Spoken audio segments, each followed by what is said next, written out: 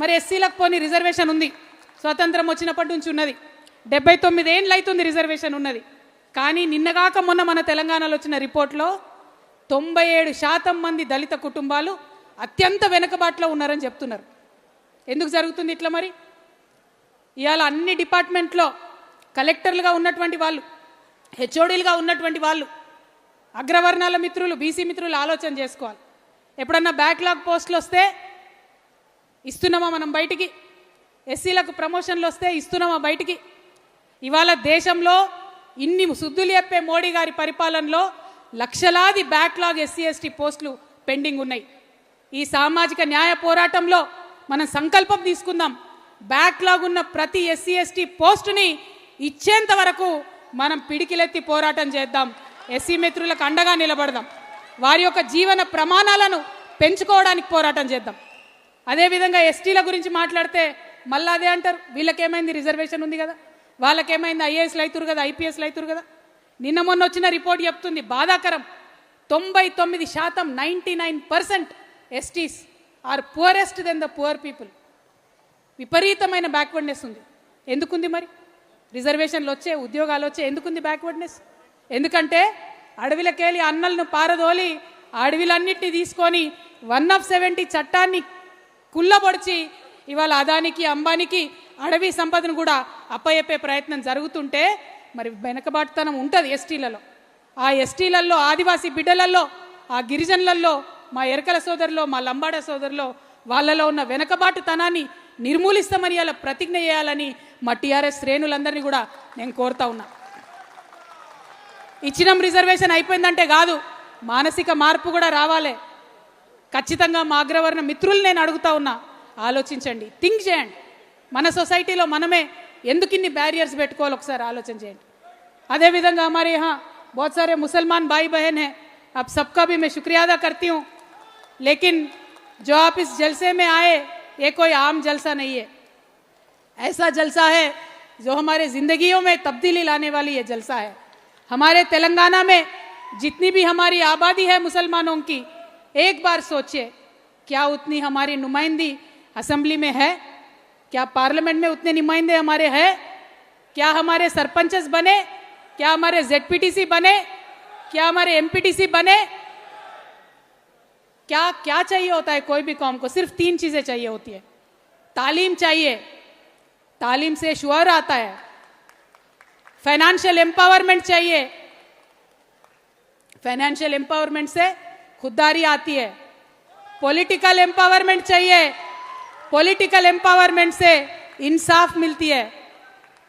ये तीनों चीज़ बहुत ज़रूरी है और हमारे तेलंगाना के मुसलमान भाई बहनों उनको आगे बढ़ने के लिए ये तीनों चीज़ों में भी हम टीआरएस पार्टी की तरफ से जी तोड़ कोशिश करेंगे, कोई भी कसर नहीं छोड़ेंगे. हम आज बाज़ाब्ता ये पूछ रहे हैं हुकूमत से, जो मौजूदा भी हुकूमत है, जो पुरानी वाली हुकूमत है, उनसे भी हम पूछ रहे हैं, आपने सियासी वादे किए, क्या पेट भरता है सियासी वादों से? जब तक अमल नहीं होता है तो क्या पेट भरता है? लेकिन मेरी एक ख्वाहिश है कि असेंबली में हमारे मुसलमान खवातीन की आवाज़ गूंजना चाहिए. जब हमारी खवातीन की आवाज़ वहाँ गूंजेगी तब सोशल जस्टिस मिलेगा. हमारे बीसी मुसलमानों को हक के साथ उनको रिजर्वेशन मिलना चाहिए, तभी तेलंगाना आगे बढ़ेगा. हम आपके साथ हैं.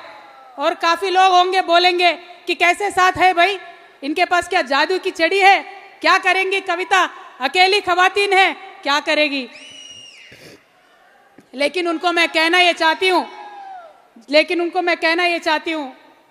जब हमारी काफिला अज़्मो यकीन के साथ निकलेगी, जब हमारी काफिला अज़्मो यकीन के साथ निकलेगी, जरूर रास्ता वहीं से निकलेगा जहां हम चाहेंगे. हिम्मत होनी चाहिए, दम होना चाहिए, वो दोनों भी आपके बहन कविता के पास है.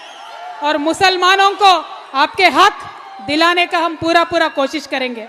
हम बस आपको दावत देते हैं, टीआरएस के साथ जुड़िए, काम करिए, आगे बढ़िए, तेलंगाना को आगे बढ़ाएंगे. మన ముస్లిం సోదరులతో పాటు మన క్రిస్టియన్ సోదరులకు కూడా పొలిటికల్ రిప్రజెంటేషన్ కావాల్సిందే, న్యాయం జరగాల్సిందే. వారి కోసం పోరాటం చేస్తాం. మన సిక్కు సోదరులు ఉన్నారు, వారి కోసం కూడా పోరాటం చేస్తాం. మరి అందరికన్నా పెద్ద సంఖ్య, రాష్ట్రంలో సగం సంఖ్య ఉన్న మన బీసీ సోదరులు ఉన్నారు. బాగా భూములు ఉన్నాయి బీసీల దగ్గర, కాపుదాన పోలంతా బీసీలనే ఉన్నారని మాట్లాడతారు. కానీ నిన్నగాక మొన్న వచ్చిన రిపోర్ట్లో 171 మంది బీసీలు ఎస్సీల కన్నా దారుణమైనటువంటి పరిస్థితిలో జీవిస్తున్నారని చెప్పడం జరిగింది. మరి ఆ పేద బీసీల సంగతి ఏంది? డబ్బులున్న వాళ్ళు ఎక్కడన్నా బాగానే ఉంటారు, డబ్బులున్న అగ్రవర్ణాలు బాగానే ఉంటారు, డబ్బులున్న బీసీలు బాగానే ఉంటారు, డబ్బులున్న ఎస్సీలు బాగానే ఉంటారు, డబ్బులున్న ఎస్టీలు బాగానే ఉంటారు. కానీ పేద బీసీల సంగతి ఏంది? వాళ్ళకి న్యాయం జరగొద్దా? వాళ్ళ కోసం పోరాటం చేయొద్దా అని నేను అడుగుతా ఉన్నా. ఇలా కాంగ్రెస్ పార్టీ 42% అని చెప్పింది బీసీలకు. ఏ లెక్కన చెప్పినామంటే జవాబు లేదు. ఎందుకంటే బీసీలు ఉన్నది 46%, బీసీ ముస్లింలు ఉన్నది 10%, మొత్తం కలిపి 56% రిజర్వేషన్ ఇవ్వాలి. కానీ 42% బిల్లు పెట్టిండ్రు, అవి తీసుకుపోయి రాష్ట్రపతి దగ్గర ఇరకబెట్టిండ్రు, అవి బయటికి రావు. కానీ రేవంత్ రెడ్డి, కిషన్ రెడ్డి ఇద్దరు ప్రేమ లెక్కలు రాసుకుంటుంటారు. గల్లీ మే కుస్తీ, ఢిల్లీ మే దోస్తీ. మరి దోస్తీ బీసీ బిల్లు తేవడానికి ఎందుకు వాడుకుంటలేరు రేవంత్ రెడ్డి గారు? అడుగుదామా? సిద్ధంగా ఉన్నారు అందరూ? పక్కానా? మరి అది అడగాలంటేనే బీసీలకు రిజర్వేషన్ల కోసం మడమదిప్పని పోరాటం టీఆర్ఎస్ పార్టీ ఇవ్వాలి. నేను ఇవాళ ఒక ప్రతిపాదన చెప్తా ఉన్నా. సామాజిక న్యాయం జరగాలంటే ఒక రాష్ట్రంలో ఎక్కువ, ఒక రాష్ట్రంలో తక్కువ, దేశం మొత్తంలో 50% బీసీలు ఉన్నాం. 42 కాదు, 50% రిజర్వేషన్లు అడుగుదాం. ఇక్కడి నుంచి ఢిల్లీ దాకా కొట్లాడదాం. ఇవాళ ప్రారంభమైనటువంటి సామాజిక న్యాయ సంకల్ప సభ ఇవాళనే ఆగదు. రానున్న 5 నెలలు సావిత్రిబాయి పూలే గారి జన్మదినం వరకు ప్రతి ఊరికి పోదాం, ప్రతి మండలానికి పోదాం, ప్రతి జిల్లాకు పోదాం. అక్కడ కూడా సామాజిక న్యాయ సంకల్ప సభలు పెట్టుకుందాం, అందరినీ ఒకటి చేద్దాం. ఆ తర్వాత వేలాది కార్లు తీసుకొని చలో ఢిల్లీ కార్యక్రమం తీసుకుందాం. సంక్రాంతి పండుగ అయినాక బడ్జెట్ సెషన్ ఉంటుంది ఢిల్లీలో.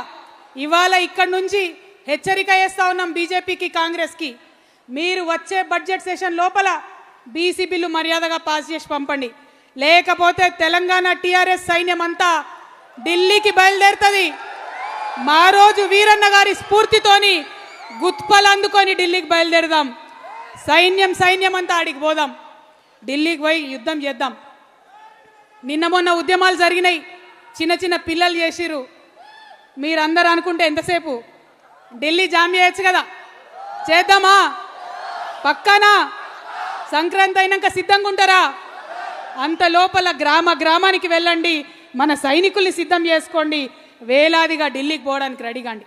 మళ్ళా వచ్చే సంవత్సరం మళ్ళా ఆగస్టు 6 రోజు జయశంకర్ సార్ పుట్టినరోజు నాడు మళ్ళీ కలుద్దాం. ఆనాడు మళ్ళీ సమీక్షించుకుందాం. మనము సామాజిక న్యాయ పోరాటం ఏదైతే తీసుకున్నామో ఆ సంకల్పంలో ఎన్ని అడుగులు ముందట పడ్డాయి ఆలోచన చేసుకుందాం. ఇంకా చేయాల్సింది ఏముంది సమీక్ష చేసుకుందాం.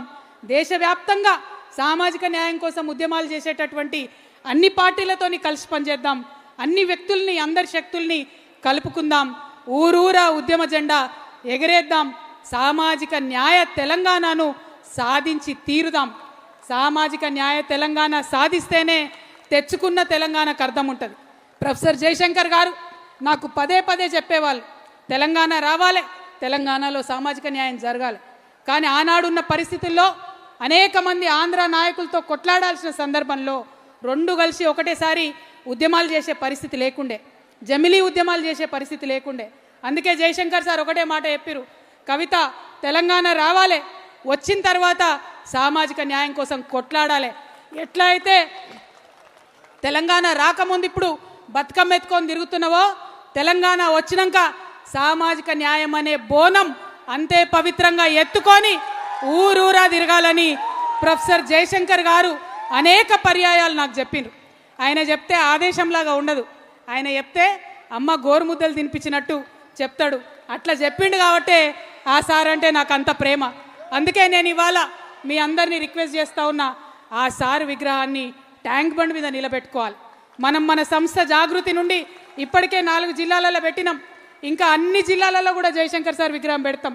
ఊరూరా మీరు సామాజిక న్యాయ సంకల్పం చేసేటప్పుడు ఆయా సామాజిక వర్గాలు ఆయా ప్రజల్ని కలుపుకొని ఎక్కడికక్కడ సార్ని ఆ ఊర్లలో నిలబెట్టండి. ఎక్కడ జయశంకర్ సార్ వస్తే అక్కడ వెలుగు వస్తుంది, సామాజిక న్యాయం వస్తుంది, స్వాతంత్రం వస్తుంది, అభివృద్ధి వస్తుంది. కాబట్టి వారు నిలబెట్టుకోవాలి. మరి ఈ విషయాలన్నింటినీ కూడా సమగ్రంగా ఒక ప్రతిజ్ఞ రాసుకోవడం జరిగింది. ఇప్పుడు మీ అందరినీ నేను రిక్వెస్ట్ చేస్తున్నా, తమ తమ స్థానాల్లో నిలబడి మీరందరూ కూడా మరి చేతు ముందుకు జాపి ప్రతిజ్ఞ చేయాలి. మరి ఈ ప్రతిజ్ఞ కన్నా ముందు నేను కొన్ని తీర్మానాలు చదువుతా, ఆ తీర్మానాలన్నీ కూడా మీరు ఆమోదం తెలపాలని చెప్పి కోరుతా ఉన్నాను. బీసీలకు చట్టసభల్లో 50% రిజర్వేషన్లు కల్పించే వరకు తెలంగాణ రక్షణ సేన దేశవ్యాప్తంగా బీసీ శక్తులను కలుపుకొని ఉద్యమిస్తుంది. ఓకేనా? ఓకే అంటే చప్పట్లు కొట్టాలి. మహాత్మా జ్యోతిబా పూలే, సావిత్రిబాయి పూలే దంపతులకు ఇప్పటి వరకు భారతరత్న ఇవ్వలేదు. కాబట్టి భారతరత్న ఇవ్వాలని ఈ సభ తీర్మానం చేస్తుంది. ఇవ్వాలనా వద్దా? మరి చప్పట్లు కొట్టరేమే.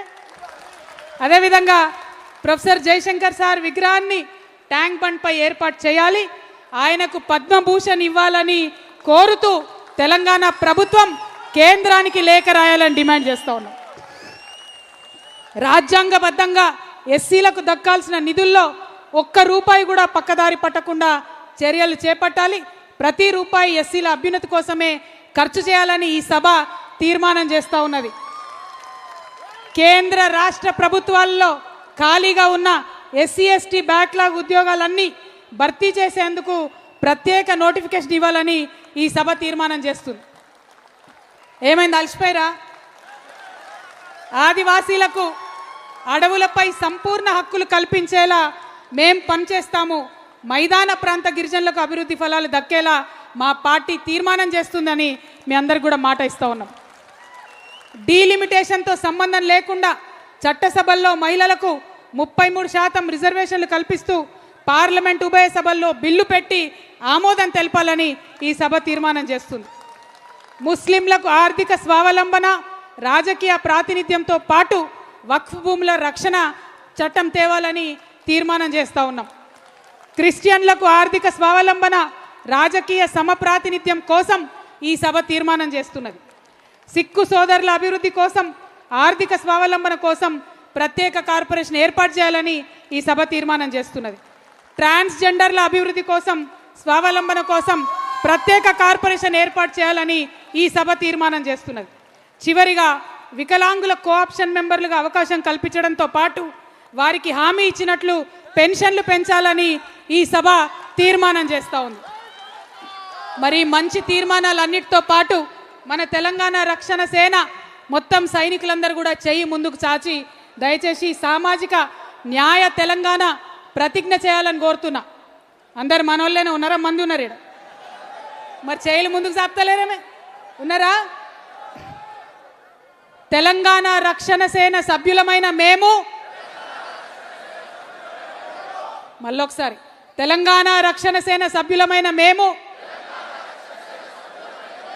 భారత రాజ్యాంగం ప్రసాదించిన స్వేచ్ఛ, సమానత్వం, సౌభ్రాతృత్వం, సామాజిక న్యాయం అనే మహోన్నత విలువలను శిరసావహిస్తూ ఈ ప్రతిజ్ఞ చేస్తున్నాం. శతాబ్దాలుగా వివక్ష, అణచివేత, అసమానతలకు గురైనటువంటి దళితులు, గిరిజనులు, ఆదివాసీలు, వెనుకబడిన వర్గాలు, మహిళలు, మైనారిటీలు మరియు ప్రతి అణగారిన పౌరుని సమగ్ర అభివృద్ధి, సాధికారిత కోసం కంకణబద్ధులమై శ్రమిస్తాము. ప్రతి ఒక్కరికి గౌరవప్రదమైన జీవనం, ఆర్థిక స్వావలంబన, రాజకీయ సమప్రాతినిధ్యం ధ్యేయంగా సామాజిక న్యాయ తెలంగాణ సాకారం చేయడం కోసం అంకితమై పనిచేస్తామని ప్రతిజ్ఞ చేస్తున్నాము. జై తెలంగాణ, జై తెలంగాణ. భౌగోళిక తెలంగాణ సాధించాం, భౌగోళిక తెలంగాణ సాధించాం, సామాజిక తెలంగాణ సాధిస్తాం. భౌగోళిక తెలంగాణ సాధించాం, సామాజిక తెలంగాణ సాధిస్తాం. జై తెలంగాణ. జోహార్ ప్రొఫెసర్ జయశంకర్ కు, జోహార్ తెలంగాణ మన వీరులకు. జై తెలంగాణ, జై భీమ్, జై ఫూలే, జై తెలంగాణ, జై తెలంగాణ.